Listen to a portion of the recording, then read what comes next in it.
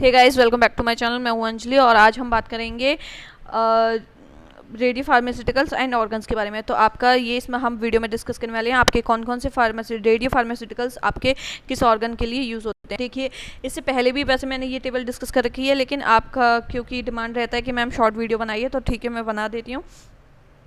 देखिए, हम cold kits के बारे में डिस्कस कर चुके हैं और इससे पहले और भी हमने एनएमटी की वीडियोस डिस्कस कर ली हैं। तो आप मेरे चैनल पे अगर नए हैं तो प्लीज़ सब्सक्राइब कर दीजिए, उन वीडियोस को देख लीजिए, ठीक है।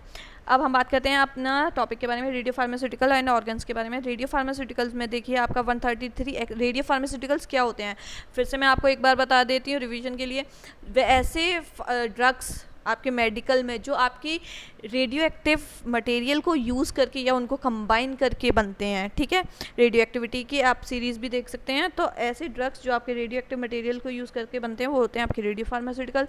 फिर अब हम बात करते हैं कंपाउंड्स की, कौन कौन से कंपाउंड्स यहाँ यूज़ हो रहे हैं। देखिए 133XE है जो आपका लंग वेंटिलेशन की इमेजिंग में हेल्प कर रहा है। फिर 201 थैलियम है। 200 वैलियम जो है थैलियम, वो आपका कहाँ यूज़ हो रहा है, कार्डियक इमेजिंग में यूज़ हो रहा है, ठीक है।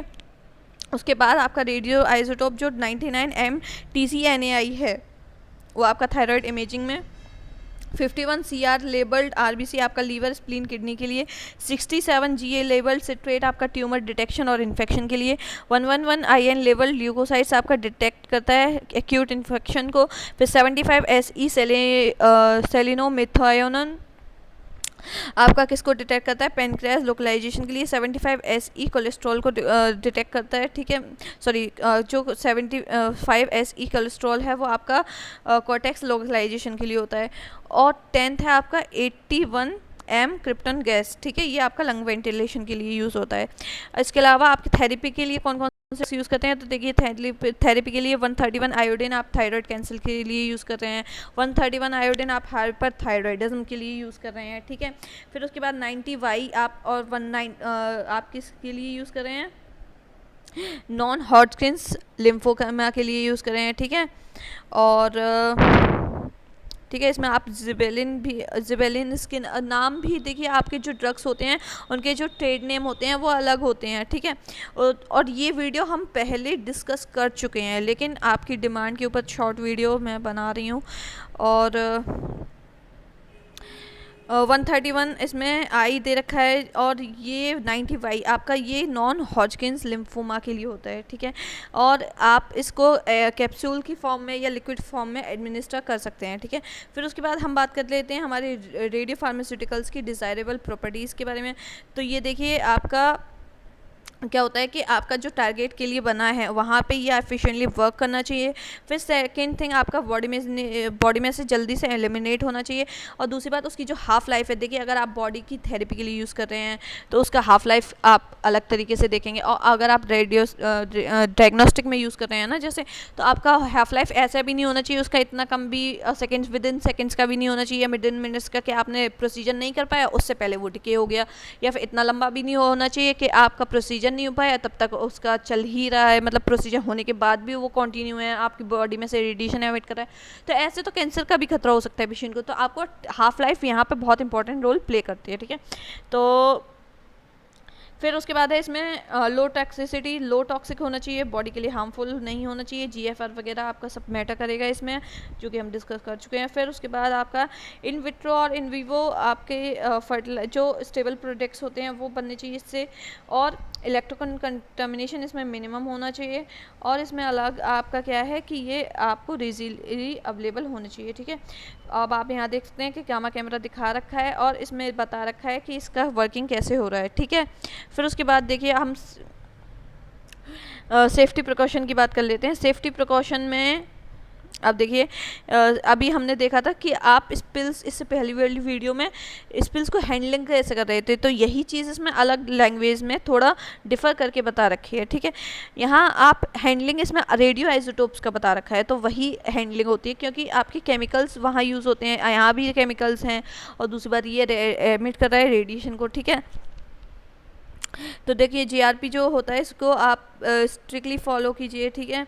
आपके जो भी रूल्स हैं प्रोटेक्शन के और प्रिकॉशन के उसको अच्छे से यूज़ कीजिए। फिर उसके बाद आप उसको मार्क कीजिए, मतलब आपका जो एरिया है वो रेगुलरली वर्किंग एरिया है और जहाँ रेडिएशन एक्सपोजर हो रहा है वहाँ आपको पता होना चाहिए कि किसी भी अननोन पर्सन की एंट्री ना हो, ठीक है।